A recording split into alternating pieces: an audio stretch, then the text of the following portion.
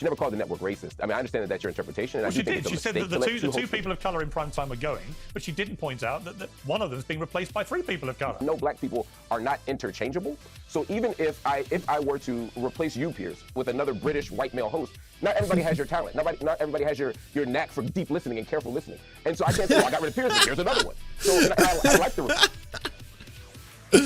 Oh, Marc Lamont Hill is such a treasure. That's incredible.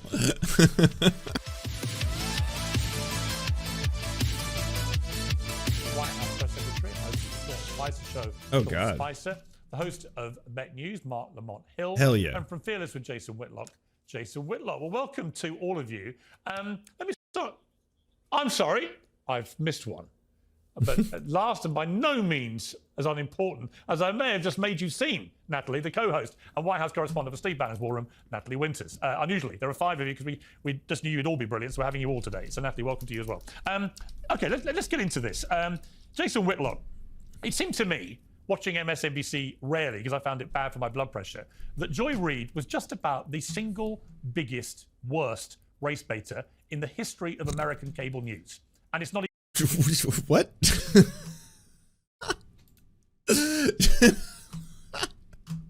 Yeah, that's the exact face I'm making in my brain right now.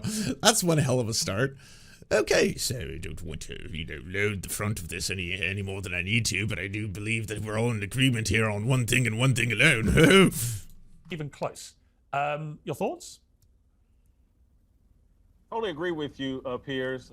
Joy Reid's job, as a lot of black women on MSNBC or CNN, it's their job to define everything along racial lines and to continue to explain to the American public that if you disagree with the Democratic Party, you're racist. And it doesn't matter what position you take. If you're anti-abortion and pro-life, well, you must be racist because you want to stop Planned Parenthood from killing black babies at an incredible rate.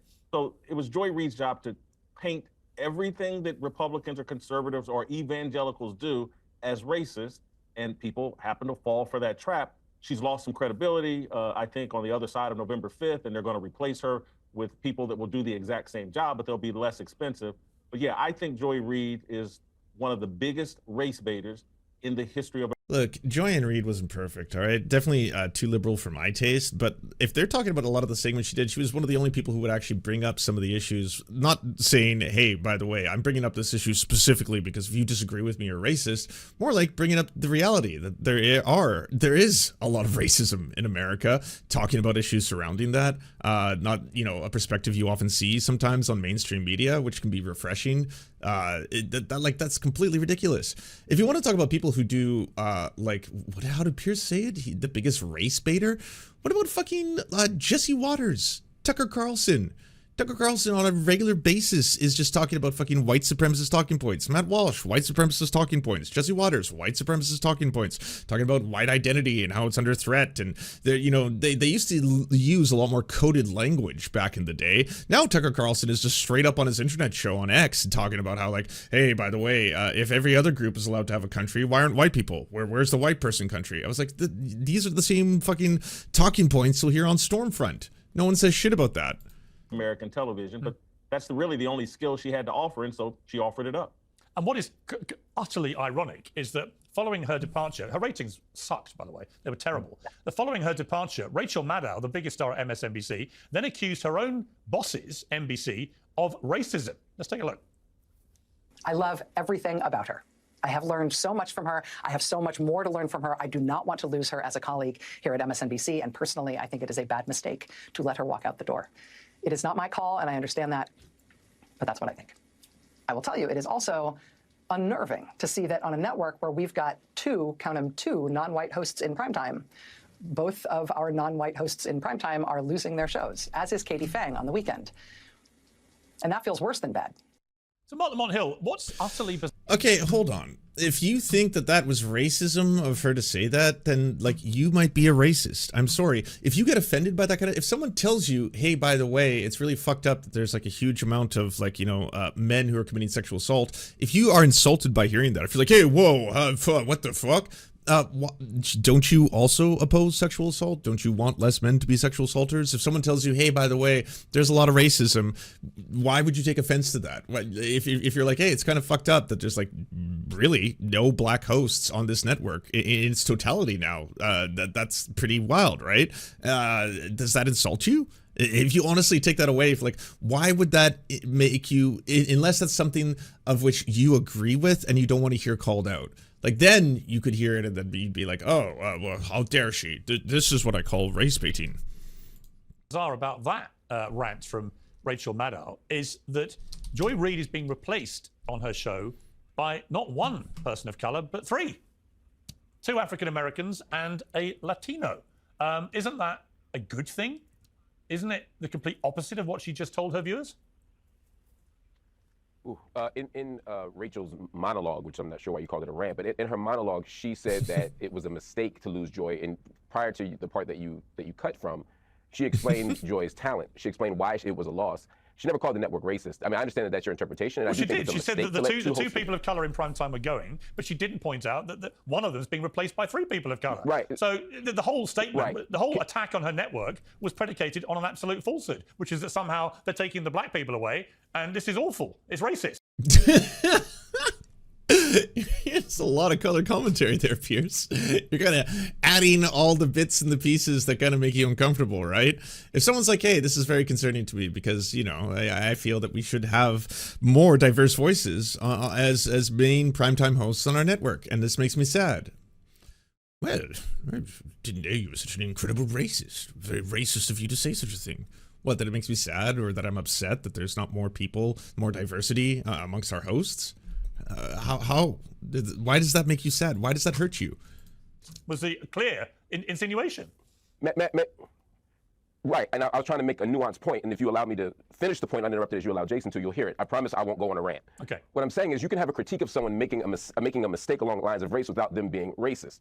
For example, saying, hey, we need racial representation on the show is to say that, hey, this is a network that has a huge black base, a huge black woman base. Hey, maybe it makes sense to have a popular black woman host stay on the show. That's her argument. There's an argument against it for ratings. I'm not making a case right now one way or the other on that point. My point more precisely is it's not necessarily racist, or you're not necessarily accusing someone of racism to say that they made a mistake along the lines of race. That's all I'm saying. And no, black people are not interchangeable. So even if I were to replace you, Piers, with another British white male host, not everybody has your talent. Not everybody has your knack for deep listening and careful listening. And so I can't say, well, I got rid of Piers, but here's another one. So and I like the.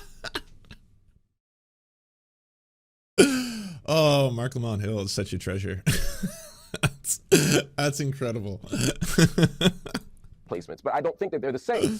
And then finally here, you know, Joy Ann Reid, just to kind of what Jason said, to say she doesn't have any other talent, I think is just untrue. She has the fancy Harvard degree, she's an experienced journalist, and she has deep insights that she offers. Her show isn't about being a race baiter. This is the problem that I see that's the biggest. And that is that when someone responds to a race-based conversation, somehow they become the racist. She's responding to the cutting of DEI. She's responding to people saying DEI stands for didn't earn it. She's responding to people cutting affirmative action. All of that is race talk and race-based policy. She's critiquing the Republican response to race policy, and they're saying, look, she brought up race. No, she's pointing out the problem with how they're dealing with race.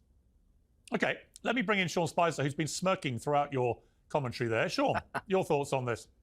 I don't care. Why are you here? Of it. I think that. Which doesn't entirely surprise me, because whenever I had the misfortune to catch her, she was incredibly incendiary in her race baiting. There's just no other way to describe it. I mean, Mark's being very charitable in trying. Well, no, actually, you're just a racist. Honestly, if you're a white person and you're sitting there and someone is telling you about issues that concern them and they don't directly affect you, and then instead of listening to them, you sit there and you're like, oh, you're being racist. What? By bringing it up? If someone tells you, I experience racism, well, are you calling me a racist? No, I'm saying I experience racism. Maybe different, or, you know, perhaps something that you don't experience at all. Oh, so you're saying all white people are racist? No, you're a race baiter. No, I'm trying to explain something to you.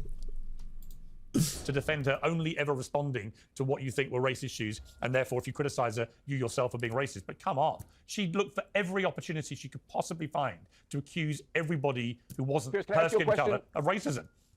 Clean up your room. Piers, can you name one topic that where she invoked race? And I would just add, Thank you, the big room, and yeah, that's honestly something that Piers should have to reckon with, or at least like try and understand why it is that it seems to strike him so deeply and so hurtfully. Where it's just like, I mean, come on, she was talking about how this attack on DEI is really an attack, based on racial issues. Is that itself, to say out loud, not racism? It's not. It's someone explaining racism or explaining a problem with racism is not itself racism. Unless you feel like it's an attack on you because you're a racist.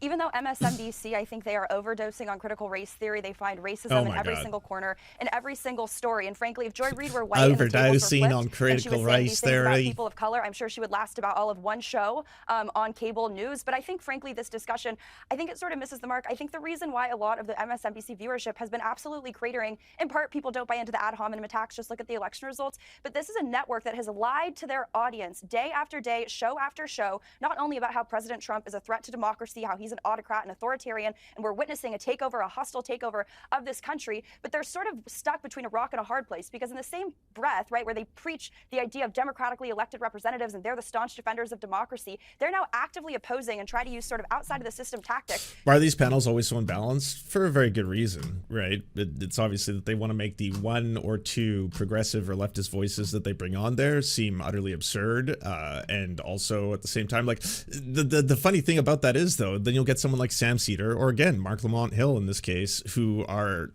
very patient and eloquent and informed and educated. So it is very, very hard to try and make this dynamic work, even if you do a 20-on-1, right? It's still at the same time going to be an opportunity for Marc to actually explain a handful of things to the people watching, to oppose and essentially take down a democratically. Like, I haven't heard from Anna yet, but as of right now, it's a 4 versus 1, right? It's all 4 of these squares versus Marc.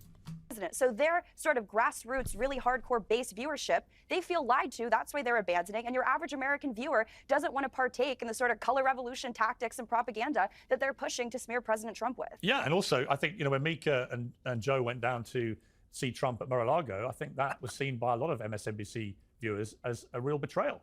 For whatever good intentions they did it. I just think if you call someone a fascist for year after year after year, and then you go and have tea with them, it's not an easy thing to explain to your viewers. Anna, I want to play you a clip. This is when Megyn Kelly says her commentary about this, and then Don Lemon responded. The big news tonight will be Joy Reid's final show on MSNBC. Single tear, white woman tears happening right here, Joy. She was officially fired over the weekend because she's a racist, horrible news anchor with no ratings. The worst person on television was fired from NBC in the Today Show a few years ago, and that's Megyn Kelly. So let me just say to Megyn Kelly, in my 30-some years as a journalist and my 50-some years as a person of color, go fuck yourself. Okay? I do love the way that Don positions himself as the antidote to toxicity, and then tells people to go fuck themselves. But Anna, look, it's all blowing up this. I do think it's interesting that MSNBC, having gone all in on Kamala Harris and all out on Trump because of the election result, now seem to be in some kind of crisis of confidence about what they should be. What do you think of it? Well, I actually think that, the obsession over the conversation on race and race baiting kind of misses the mark on what I think MSNBC is really vulnerable on, and that's the issue of trust and credibility among audience members or anyone who might be considering MSNBC as a news source. So, for instance, Kamala Harris did not run a flawless campaign, not by a long shot. Okay, her campaign was very flawed. It did not have a focused message. She was taking advice from, corporate executives within her family, and she moved off of the economic issues that obviously voters consistently communicated through polling they cared the most about.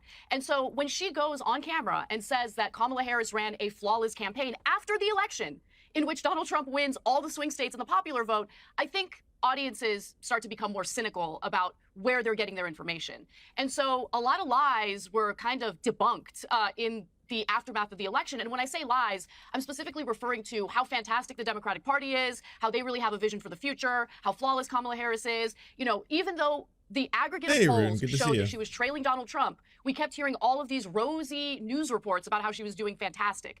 And so I think the Democratic Party and the left in general really needs to have a moment of self-reflection instead of seeking out news content that validates everything that they believe and want to hear. And that's honestly the biggest flaw and downside of the Democratic Party at the moment. And people like Joy Reid, unfortunately, foster that kind of environment that made them think, no, we're killing it. We're doing great. Now, I don't think that MSNBC has learned the right lessons because they're basically replacing Joy Reid's hour with other individuals who are, never Trump Democrats, although Michael Steele used to be the head of the Republican National Committee, but nonetheless, he hates Trump. And so they're going to keep focusing on uplifting Democrats that I think really need to get back in touch with the American people and understand what their genuine concerns are. They're not doing that right now. I think they're looking for other mouthpieces that are willing to just tell them what they want to hear. Mark, you're shaking your head. Why?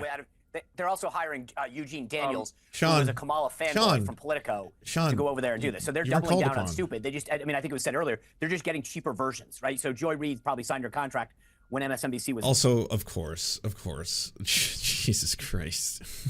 It's only a matter of time before every single one of them just becomes a podcaster. MSNBC, it's all completely one-way traffic. They're just not interested in having anybody on there who differs from the view that Trump's the devil and that's the end of it. Whereas I think what's happening at CNN with Scott Jennings is quite interesting. It's more interesting to watch. I like on this show, for example, as we're seeing right now, to have people with all different voices. The idea you only have one type of voice, particularly when you've just taken a massive beating with that voice in the election, it seems to me just bad business, isn't it? No. To answer your question, the reason I was shaking my head was because it's simply not accurate what the person before me said. This idea that Joy Ann Reid was saying that the Democratic Party is perfect and that they made no mistakes and that all the campaigns were flawless. That's simply not factual. Now, I happen to believe that the Democratic Party made tons of mistakes. She literally said that Kamala Harris's campaign was flawless. Right. So just again, hear me out, and then you can disagree, or we can agree. Who knows? Maybe if you hear me, you may find out you agree with me. Kamala Harris was one of the few people who was critical of the Biden administration's position on Gaza. She was one of the few people, along with Ayman Mohyeldin and Mehdi Hassan last year before he was fired, who spoke out against what the Biden/Harris administration did. She also spoke out against Kamala's response to it.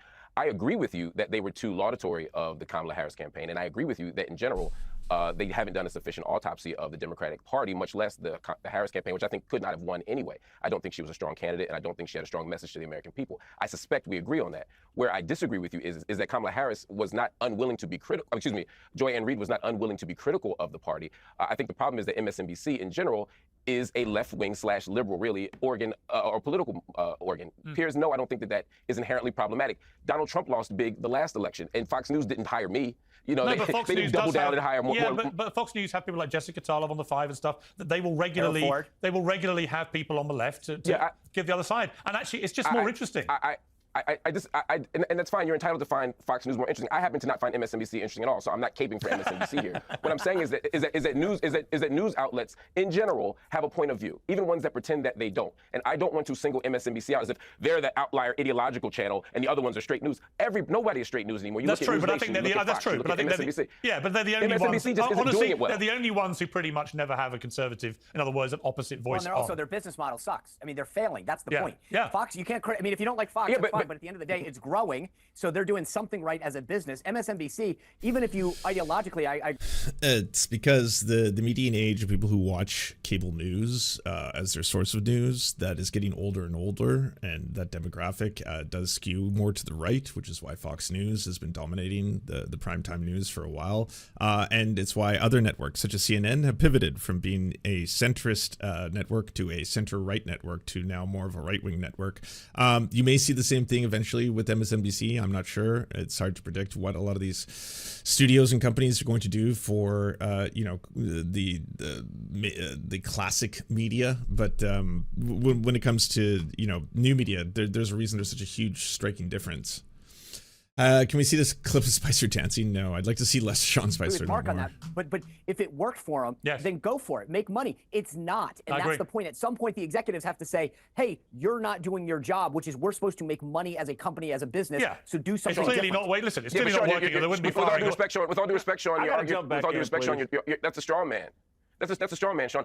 I'm not disputing that companies make money. I'm not disputing that MSNBC is doing a sucky job. I'm not disputing that MSNBC's ratings are bad and that they have to make a different decision when the ratings are bad. I agree with all of those things, despite your arguments here. I'm saying that one, Joy and Reid is not singular in that way. Everybody on MSNBC, this side of Rachel Maddow, sucks. So when you fire somebody at Rachel Maddow for sucking, when you fire somebody at MSNBC for sucking, it's somewhat of an arbitrary choice. I'm saying, who are we choosing and why? No, and I meant the financial decision. What do we replace them with? Okay, listen, I want to move on.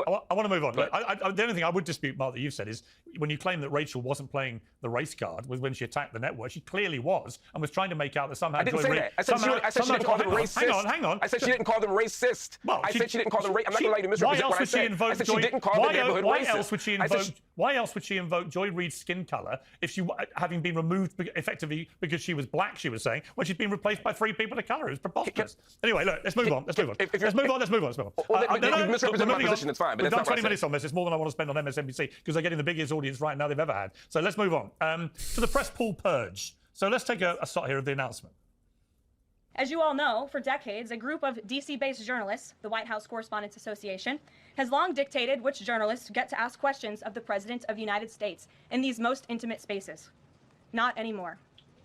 I am proud to announce that we are going to give the power back to the people who read your papers, who watch your television shows, and who listen to your radio stations. Moving forward, the White House press pool will be determined by the White House press team. Legacy outlets who have participated in the press pool for decades will still be allowed to join, fear not. But we will also be offering the privilege to well-deserving outlets who have never been allowed to share in this awesome responsibility. Sean Spicer, what's your honest reaction to this? Because I gotta say, I think it's you do? Fantastic. Oh, absolutely. But just so audience understands, there's 2 things to know. Number one, the White House Correspondents Association has a set of criteria who can join it. And if you can't join it, they limit that by what you do for a living, whether your financial interest, your transparency with your company. There's a set of criteria. You can go on their website and read it. So, for example, I tried to join when I went to Newsmax. They rejected my application. So they get to determine who's in it. And then what happens is there's a list with what Caroline's referring to there is the pool. So there's, in smaller instances, not in the briefing room, obviously, the Oval Office, Air Force One, there is a pool. What is that? 1 or 2 print, wire reporters, cameras, photographers. And they among themselves, the White House Correspondents Association will rotate NBC, ABC News, Fox, whatever. And so every day they take a different turn. Then they disseminate that information to the rest of the media outlets. So the White House Correspondents restricts who can be part of that, thereby limiting who can go to the Oval Office or Air Force One. What Caroline announced there was they get to stay part of it, right? So you're still going to have NBC and ABC, but it's going to be augmented. They're going to allow a new media seat. They're going to add additional cameramen. This is actually more transparency, more media access, more appreciation for the White House correspondents. Under the Biden administration, they cut 440 press passes from independent journalism, and the White House Correspondents Association said nothing. These people don't care about press access. They don't care about the First Amendment. They care about controlling what the American people see, read, and hear by limiting who has access. And they're pissed that somebody now actually outside of them can go into the Oval Office or on Air Force One and actually disseminate. Like, Newsmax has to be treated the same way that like Rebel News is treated in Canada, as just an absolute complete joke. It's not a legitimate news network. It's not filled with journalists. They are propagandists, and it is just a fucking tabloid come to life. Information. So I don't mind that left-wing bias. Yeah, listen, I don't actually have any objection to that for the reasons you've articulated very well. But the problem I do have is with the Associated Press getting barred from entering the Oval Office or traveling on Air Force One because they refused to use the new terminology Gulf of America for the Gulf of Mexico, as it was known before Donald Trump renamed it. And their position is they're an international organization, which they clearly indisputably are, and that many places outside of America continue to call it Gulf of Mexico, as it's been known historically. Why should they be barred for that? Yeah. Well, it's actually much broader. It has to do with their whole style book, how they mandate what people, what other news organizations use. So they would start saying, we're going to capitalize the word black, but not white. We're going to use gender affirming care. We're going to use pronouns. Oh. They actually dictate everything that a lot of media associations and frankly, even U.S. government outlets use based on the style book. So here's the thing that people have to remember. The Associated Press still has their press passes. They're still in the White House briefing room. So censorship is what I'm hearing. They're going to limit the amount of terms used to refer to gender and diversity and gender affirming care. But the invitation to go into the president's office, they've restricted.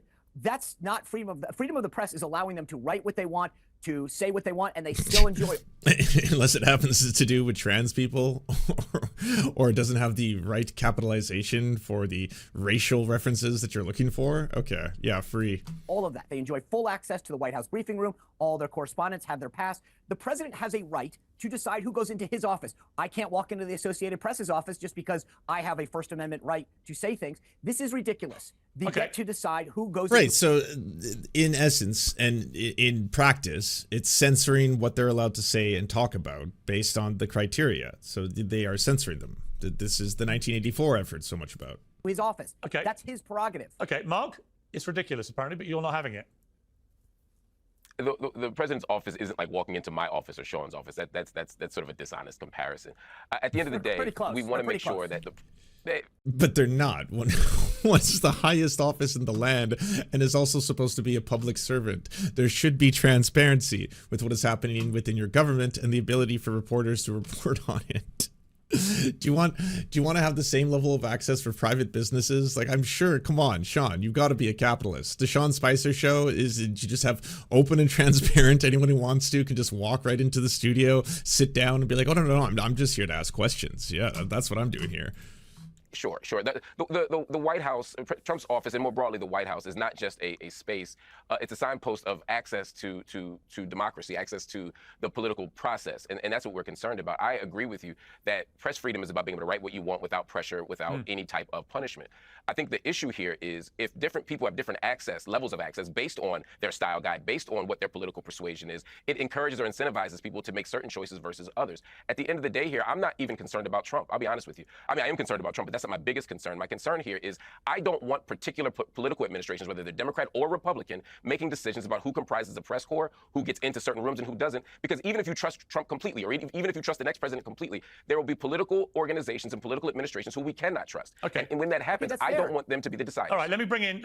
Man, you can just tell that Mark has been dealing with antagonistic spaces like for a lot of his life because he's so fucking patient, but then articulate. Like it's one thing to have to listen to people who are just like spewing bullshit like Sean Spicer, but then to be able to take it and then just very calmly and rationally be like, okay, so fundamentally here's why you're wrong. I'm just going to explain it to you very slowly. But here's the point. Hang on, Sean. If you agree with everything that Mark said, which is I think very fair points, then where was this concern when the last administration cut 440 passes of journalists? Where was the concern when the White House correspondents restricted anyone else from joining you made that point. It's a good point. I love this, but these are not. Then where was all of those? I understand. I think there is a double standard. I agree with you. And actually, the biggest. I don't think it's a double standard. But we should have been concerned. All right, the biggest attacker on journalism and journalistic rights actually was Barack Obama, historically. He did more to erode the rights of journalists than anyone, never mind Trump. Let me bring in Anna here. I mean, it's a tricky area, this. What was clear is this extraordinary stat according to the National Journal. President Trump has taken over 1,000 questions from reporters in his first month of a second term, compared to Biden 141 and Obama 161. So this idea that he's not the most transparent president in modern times is for the birds. He clearly is. People may not like what he's saying, but he's taking questions from pretty much anyone all the time. Mm-hmm. Well, I'm about to say things that will upset everyone on each side of the political aisle because, honestly, I think that there are bad actors on both sides. So, for instance, there was a lack of transparency under the Biden administration, and that lack of transparency had to do with the fact that he was suffering from mental decline, and everyone around him was hiding him from the public. So he didn't have nearly enough press briefings. They were kind of evasive with important questions, and that cover-up ultimately destroyed the Democratic Party, certainly in the last election cycle. Now, in regard to Donald Trump, I agree that it is a good thing to include members of independent media, new media. I think that's generally speaking a great thing. I would be far more celebratory if Donald Trump wasn't so devastatingly petty and also retaliatory against media that doesn't, serve his interests or do exactly what he wants. So, the AP is a good example. I think another example is this lawsuit against 60 Minutes. Obviously, when you're airing an interview... Let's just want to reach out and let you know that the Trump administration is taking down EPA information off the internet, and it actually affected the environmental sociology class I'm with my professor, having to cancel several assignments that use the data. Jesus Christ, that's fucked up. On television, you have time constraints. You have to cut down on some of the content or the interview answers so it fits in so you can go to break. And I hate that model. I think live linear has a lot of downfalls, and that's one of them. But the idea that they intentionally edited her to make Kamala Harris sound better is laughable to me, because whether it's the word salad answer on what's happening in Israel and Gaza or the shortened answer, I don't think she really particularly had a great answer. It didn't make her look good. And Trump won the election. What are you doing suing 60 Minutes over this? That's insanity. Well, I think you do. I think if you face, I think if you faced 100%. as he did, if you faced 2 years of relentless bullshit about Russia collusion, you've probably got a very, very cynical view of the way the very liberal skewed mainstream media has behaved towards you. And Trump, you know, he's got I would say he has the thinnest skin I've ever met and the thickest. He can take stuff that would destroy anybody else, but he's going to react to absolutely every slight that anyone imposes on him. It's just his nature. He ain't going to change at 78, I can tell you. I understand what you're saying, Piers. I understand what you're saying, but understand that, you know, do we value our Constitution or not? Do we value freedom of the press or not? Do we value the idea that the government cannot retaliate against you over your speech in America? Yeah. I value those things. Yeah. And it's really important for the president, through his actions, to prove that he also values those things. Jason, you've been waiting patiently. What's your view of this? He's proven a million times that he values the freedom of the press. The man went to the NABJ convention, sat down in front of 2 black women and probably a gay black man, I can't remember, went into the den of the people that hate him the most and took all their questions. They were late getting him on stage, late showing up. He took all their questions. The man is fearless, and he has every right to punch back. The Associated Press is Associated propaganda. It is the enemy of America. Donald Trump's not lying there. The Associated Press is part of this global establishment that wants to destroy American freedoms, and this man has every right to punch back. They need to be hit in the mouth. They lie every day. They distort every day. They're part of it. Again, I've heard you all say, hey, this isn't about race. Yes, it is. The Associated Press and all the American media have been pulling a racial hoax on voters and the American citizens for 60 straight years. If you don't support these left-wing propaganda deals, all of it, hook, line, and sinker, you're a racist. And there's no greater smear. Nothing can hurt your economic viability, opportunities in the media, opportunities just to be seen as a normal citizen than these leftists calling you. So leftists are not saying that if you disagree with me by default on anything, you're a racist. That's absolutely absurd. And I think the pushback always comes to people, including Joyanne Reid, when she actually explains issues that concern race. Whenever there would be a segment, say on Black Lives Matter or on DEI or something like that, people would be like, oh, well, this segment by definition is race baiting. Why? Because it's talking about racial issues. That by definition is not racism. That's a ridiculous claim. A racist for supporting the Constitution and just common sense. Okay. I gotta say, I don't. Beating up the Associated propaganda. Well, I don't think the Associated Press is the biggest threat America faces right now. If I'm having run a national newspaper in the UK for 10 years, honestly, the AP it has its issues like all these agencies, but actually they do a pretty good, pretty impartial job most of the time. I think it's been wildly exaggerated that they're some kind of media version of ISIS. But let me bring in Natalie here because I want to talk to Natalie about the other thing that's come out, which is Jeff Bezos of the Washington Post, who emailed all employees to say that we're going to be writing every day. Yeah, I was like, I just really want to being hear absolutely more, Marc. zero. But they colluded with the Biden White House, with big tech, to censor Americans who dared to speak out about COVID, about vaccines, about election fraud, about every single issue. So spare me the performative activism that these people care about free speech or freedom of the press. And frankly, I find it quite ironic, if not hypocritical, that Marc Lamont Hill, who I believe is on the payroll of Al Jazeera, so the Qatari government, wants to sit there and say that free speech and freedom of the press is so important. I'd suggest that you look up that country's rules when it comes to freedom of expression, freedom of speech, freedom of religion. It's not that great. I'd invite you to criticize Qatar on air, but you probably won't because you lose your paycheck. Slow down, all right? Only so many things a person can respond to at once. So if you're gonna levy some pretty high charges and accusations, allow them to be responded to.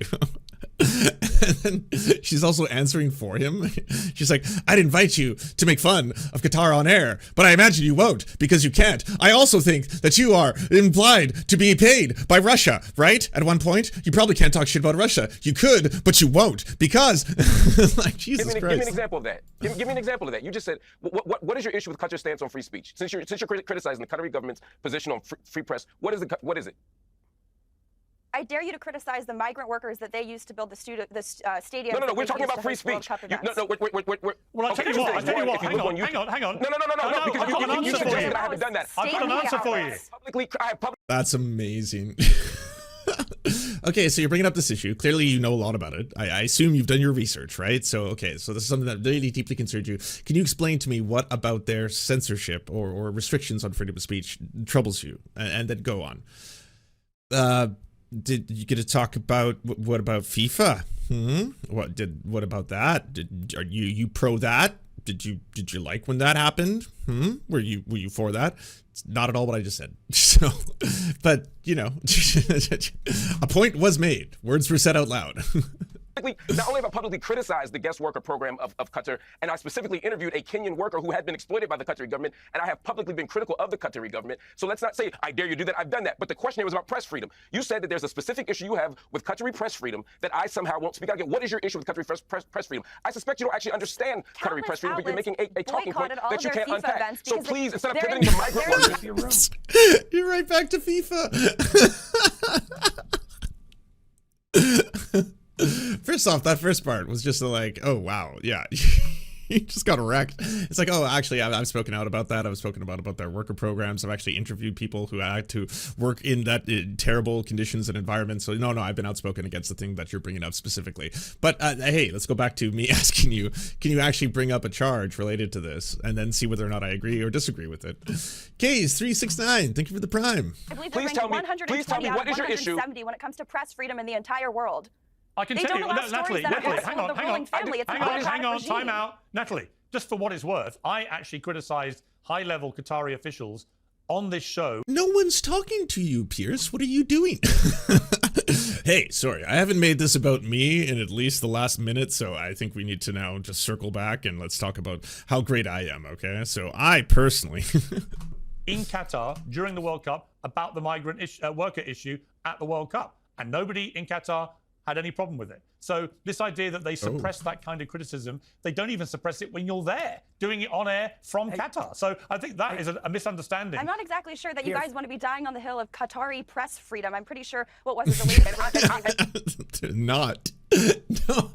No. See, that's the weird thing about this. No one has been like, oh, you know what? My core issue, what my essence is about. You know, if you were to put me on a bottle, it's defending Qatari press freedom. That's always been the core of my being. And then it's like, then no one said that. And then she's like, hey, well, fuck, y'all want to die on this hill. I mean, you know, good luck. And it's like, no. They're asking you if you can pull up a specific example or concern that you have because you're so knowledgeable on this topic. You seem to know so much about it that you should be able to bring it up right now. It's something that really deeply concerns you. Please specify what. Bring it up. Is going to be a policy? Is it going to be a historical event? Is it going to be a court case? What exactly? FIFA was bad. No one disagrees with you. That, yeah, it was really bad. There was a huge exploitation of workers. Lots of people died. Not a good thing. Anything else related to the topic that everyone's talking about? About 130 out of 170 countries when it comes to press freedom. You can look at, I mean, it's an autocratic regime. All right, let me ask you. I want to move on to this, which is I want to move on to the Washington Post. He did. Sean Spicer, the Washington Post. Yeah. I'm uncomfortable about this. I'll be honest with you. I don't think Jeff Bezos should have done this. I think it's one thing to have subliminal influence or your editor to do it quietly, and you do it like fine. For decades, right-leaning voices were shut out of the discussion, okay, shut out. And so now that he wants to be straight, everybody goes, wow. I get it, but he's not. But the point is, Sean, he's not being straight. He's going the other way. Sean, I was with Sean until the very last second. Sean, I was literally about to give you a hug virtually. We were about to agree totally. You can still do They're not going straight. When you say we're only going to basically support free market fundamentalism, libertarianism, and that's the only position we're offering, that's not doing it straight. That's going from hard left to hard right. And look, I agree with you. It is a business decision. They have a right to make that business decision. I don't think it's good for the American democracy. I don't think it's good for the American media landscape. Just like I wish the New York Times had more right-leaning voices. I think we need diversity everywhere. Just like I wish MSNBC had more diverse voices. I wish Fox News had more diverse voices. I wish everybody actually had real conversations with people who disagreed with them, and not just on issues of race. Not just get the woman to talk about gender and the black guy to talk about, race, but to have real, substantive, diverse conversations around a range of issues. I'd love that. Okay. I think this is not going to work. I mean, look, that's why I disagree with you finally. I don't think it's going to work.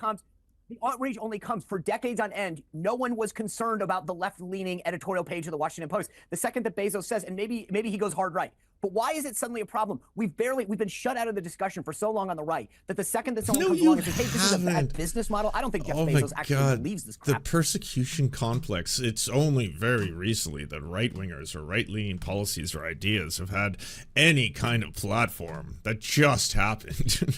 Same the way I don't believe Zuckerberg believes any of this. They're just making smart business decisions. But at the end of the day, I mean, I'm with you, Mark. I wish that you could have gotten an op-ed from someone on the right and someone on the left and actually been informed. But the Washington Post, the New York Times have shut out voices on the right for decades. Okay. And now everybody's up in arms because, wow, maybe Jeff Bezos is I want to move on. I want to move on. We've got other topics. On the Wall Street Journal. All right, guys, we're moving on to other topics. Jake Tapper has a new book out. Oh, thank you, Piers. Jake Tapper has a new book out. Not yet. Not yet. What's that? It's not yet. I will predict here. I don't think this book, I'm glad you're covering this, but I will bet you today it doesn't get published. Okay, well, let's explain what it is to viewers who don't know. It's called Original Sin, President Biden's Decline, His Cover-Up, and His Disastrous Choice to Run Again. Now, the reason it's blown up... Why is that so funny to you? Oh man, that book title slays me every time when I hear it. when I hear it said out loud, ugh, yeah, poetry. And I think to link it back to, frankly, all the stories that we've been discussing, there's this weird, to sort of use an intel community term, limited hangout, I think, that we're seeing come from people who have really, I think, made their careers off of opposing President Trump, the populist kind of MAGA movement, whether it's the Zuckerbergs of the world, the sort of tech oligarchs. But now even here you have figures in media trying to act like they were really heavy-handed or even fair-handed and tough in their approach to Joe Biden, to Democrats. And I'm sorry, but it's just not true. So I don't really know what audience he's trying to court I'm actually going to bring out book, because MAGA does not have a short I'm memory. going to bring out a rival book called I Told You, which will be all my columns for the New York Post. I mean, a lot that I wrote about Joe Biden's cognitive problems and why he wasn't fit to be president of the United States. And I'm not even American, and I could tell he wasn't fit to be your president. So I'm afraid it was there in plain. Everyone could see it. He kept falling over. He kept saying stupid stuff. He kept, everything about his behavior screamed cognitive problems and rapid decline. And the people who tried to pretend otherwise, when we had that debate last summer, there it was. Suddenly the great lie about Biden's cognitive ability was laid bare. And what happened? Total mayhem for the Democrats. He had to go. They parachute in Kamala Harris. She's no good. They get a whacking. Trump's president again. And it all came down to the fact they all conspired to lie to the American people about the state of Biden's health. No.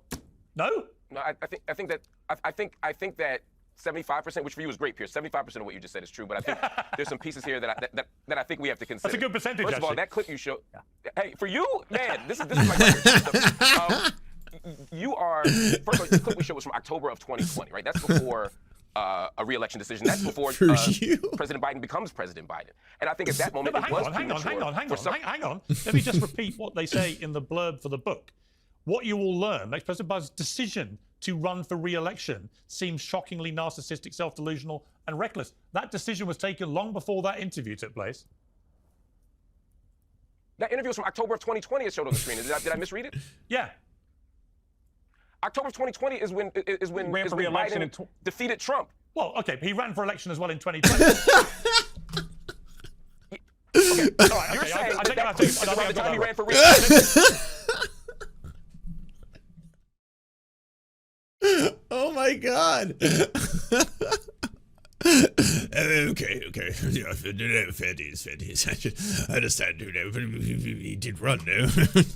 You're wrong. You can just concede the point. Hang on. I'm going to give you a win. I misread it. I thought they were talking about a decision to run originally. Okay. So you're right. Thank you. You're right. Thank you. No, it's an important clarification. I won one! You won. I'm giving you that. I'm giving you that. I misread it. So they're talking about a decision. But let me get back to my more important point. Yeah, so your point is not an unfair one. Because actually, I guess Jake Tapper would say, well, it wasn't as obvious in October 2020 as it is now. That's all I'm trying to say. And Joe Biden did win the election the month after that interview. So clearly the American people did not think it was that obvious, even though he was hiding in a bunker at the time.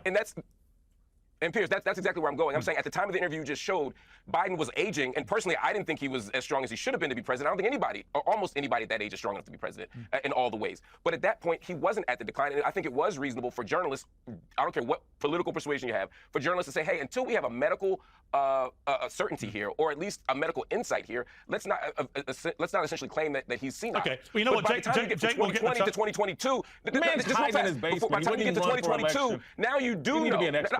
Here's the bottom line. The bottom line is Jake is going to get asked these questions. He'll be able to answer. I'm interested in what he has to say about it because he's a smart guy, and it'll be, I'm sure, a very readable book. But the bigger picture is really how the mainstream media collectively, I think, deliberately went out of their way to mask it as that second, the 4 years of his tenure as president, how that unraveled, it was very quickly obvious to a lot of people, including me with the columns I wrote. But some of us were lied to too, Piers. That's all I'm saying. No, I get it. It wasn't all a conspiracy. Some of us didn't know either. I get it. Some of us had our suspicions. I get it, I hear you. That's all I'm saying. Yeah, I've given you one win, you're not getting another one. Let's turn to Alec Baldwin. He's got all the wins this fucking entire time. Because he's got this new show out, reality show on Discovery Plus, The Baldwins, just had its season premiere. Let's take a look at the clip. Okay, do you want me to look up a haircut for you? No, show me the picture that Carmen said that they think the boy should. I want to see it. No, she didn't send a picture for you. These children are like 5. Do you want her to send you a picture for you? Yes, I actually do. Okay, I'm calling her and telling her. Yeah, I wonder why I'm here, aren't I? Okay. Daddy feels left out that you didn't send a haircut for him. You get the same one as Romeo. I love you, bye. Carmen, this kid's 5 years old. Send an age-appropriate picture of him, okay? Can't actually enjoy. Wait, why is this a thing? Just why does it exist at all?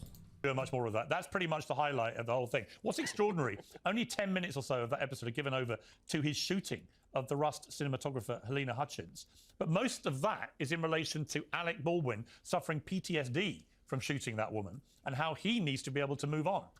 Jason, I mean, I've been very critical of Baldwin from when that happened onwards because he's constantly positioned himself as the real victim here. And obviously the victim is the woman he shot.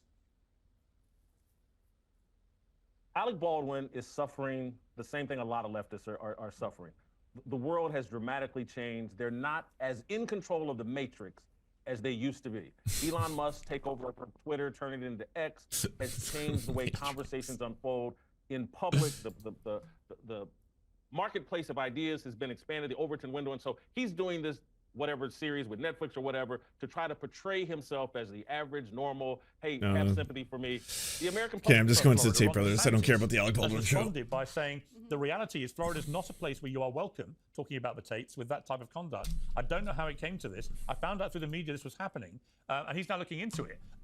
This is an ongoing, pretty movable feast. I talked to Alina Habba, the counselor to President Donald Trump, who was being very flattering to Andrew Tate on Benny Johnson's show only last month. And many people think the White House has somehow engineered this freedom flight, if you like, because he'll now escape justice in Romania with his brother, or whatever justice may have been. We don't know. They protested their innocence, but they now won't have to face any criminal proceeding there if they stay in America. What do you think of this? Look, I think a lot of people who are public figures end up being misunderstood to some extent. The Tate brothers, not an example of that, because Andrew Tate has streamed so many episodes of his show, if you can call it that, where he literally brags about manipulating women, tricking women into essentially being part of his, like... Wow, is this the first topic that everyone agrees on? You know, harem of women that he...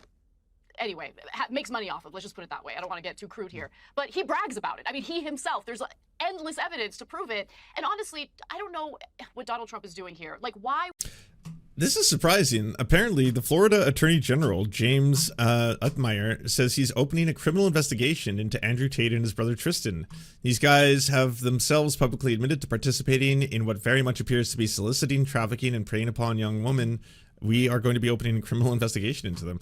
I mean, you know, count me extremely skeptical, and I'll believe it once I see it, but it's been announced. Would you associate yourself with these people? It's like he needlessly brings on criticism, right? You don't need to associate yourself with the Tates, and you don't need to bring them here to the United States from Romania, where they're facing serious charges. Okay, Natalie, quick response. We've run out of time, but this just dropped. So, Natalie, your response to that? Look, I think if the Trump administration had been intimately involved with bringing him over here, you know, every civil servant, bureaucrat there, they would be leaking profusely. It would be the lead story on every mainstream media outlet. I don't speak for the White House. I don't know. I don't think that they were involved in this. Like Alina Habba said, it's the Romanian Justice Department that allowed them to fly here. I think when President... What? Hasn't there been a lot of information that it was clearly, or at least it's implied, that it would have to have been from pressure from the Trump administration? Trump has a strong opinion on something. He lets it be heard. I have not heard him speak on this, so I think we should wait to hear from him directly before we let the media do what they do best, which is lie. We've got to leave it there, but that's just happening. It's developing as we're talking. Thank you all for an excellent panel. I appreciate it. In his first weeks in office, Donald Trump has been busy wielding his power across the globe, threatening multiple trade wars, ripping U.S. foreign policy, and proposing taking control of Gaza and turning it into a resort. But the U.S. president's team still found time to speak with Romanian authorities about Andrew Tate and his brother Tristan, the Manosphere celebrities, subject to a travel ban as they awaited the end of the trial. The dual U.S.-UK nationals also face criminal and civil proceedings in Britain and the U.S. The U.S. embrace of the Tates' cause ultimately bore fruit on Thursday when their brothers got their passports back and took a private jet to Florida, landing in Fort Lauderdale, one of the closest airports to Mar-a-Lago, Trump Resort. Signs of burgeoning links between Trump's circle and the Tates, who were arrested in 2023, became evident as early as 2023. Andrew Tate, the year he claimed he spoke to Barron, referring to Trump's 18-year-old son after the detention in Romania. I'm very close with the Trump family. I know them well. I spoke to Barron after the incident, he said, after the Romanian authorities placed him and his brother under house arrest. The First Lady's office did not immediately respond to a request for comment on the claim. A few months later, when Tate posted a video about how he was locked in his house, Trump's eldest son, Donald Jr., replied on X, absolute insanity. In the aftermath of the November U.S. election, Tristan Tate made a pointed claim about the brothers' influence in helping Trump win back the presidency. What Andrew and I, mainly Andrew, have been doing for the last 4 years has been making sure young men in particular grow up immune to the woke mind virus, he posted. Millions of young men in Europe and the USA have a healthy right-wing approach to policies that they would not have if Andrew Tate had never appeared on their phone. The release of the Tate brothers and their flights to the U.S. is one sign of the deep ties between the U.S. president's team and the cluster of right-wing media personalities and influencers who helped amplify him and bring him back to the White House. Barron Trump has been credited as the mastermind behind his father's push into the manosphere media in the past few years, suggesting podcast appearances for him during his presidential campaign. A loose but interconnected cluster of podcasters and online influencers, mostly prominently Joe Rogan. The manosphere has gained influence amongst large numbers of young men. The Tate brothers, who openly promote misogynistic views, are on the more extreme end of the group. Andrew Tate, a 38-year-old, blah, blah, blah, blah, blah. I think it's heavily implied. I don't think that Romania, after going through all this trouble, the legal system there, the authorities, everything, doing a full-scale investigation just out of the blue, suddenly we're like, you know what, for no reason at all whatsoever, we're suddenly just going to release him and allow him to fly to the United States. So enjoy. I mean, if anything, fucking amazing work by Marc Lamont Hill, as per usual. The guy's incredible, and that was, difficult to be in a 5v1, or I guess 4v1, essentially, for the majority of it. So there you have it.